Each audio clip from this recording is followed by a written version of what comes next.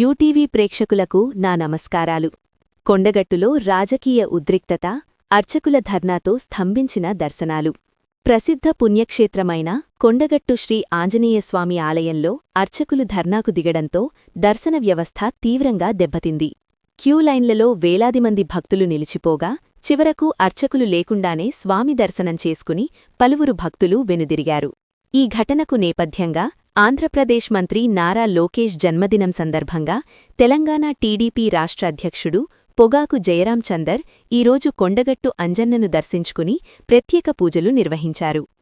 అయితే ఈ సందర్భంగా అంతమందిని లోపలికి ఎవరు పంపించారు, ఎందుకు ప్రత్యేక పూజలు చేశారు అంటూ ఆలయ ఈవో అర్చకులపై నోటికొచ్చినట్టు దూషించారని ఆరోపిస్తూ అర్చక బృందం ఆందోళనకు దిగింది. తమను అవమానకరంగా మాట్లాడటం, విధి నిర్వహణలో అడ్డంకులు సృష్టించడం సహించబోమని అర్చకులు స్పష్టంచేశారు. ఆలయ పరిపాలనా తీరుపై నిరసనగా విధులు బహిష్కరిస్తూ ధర్నా చేపట్టడంతో దర్శనాలు నిలిచిపోయాయి. అర్చకుల ఆందోళనతో ఆలయ పరిసరాల్లో ఉద్రిక్త వాతావరణం నెలకొంది.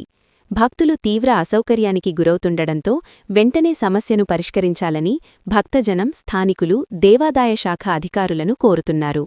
పరిస్థితిపై సమాచారం అందుకున్న అధికారులు అర్చకులతో చర్చలు జరిపే ప్రయత్నాలు ప్రారంభించినట్లు తెలుస్తోంది. అయితే సమస్యకు తక్షణ పరిష్కారం లభించకపోతే ఆందోళన మరింత ఉధృతమయ్యే అవకాశముందని సమాచారం.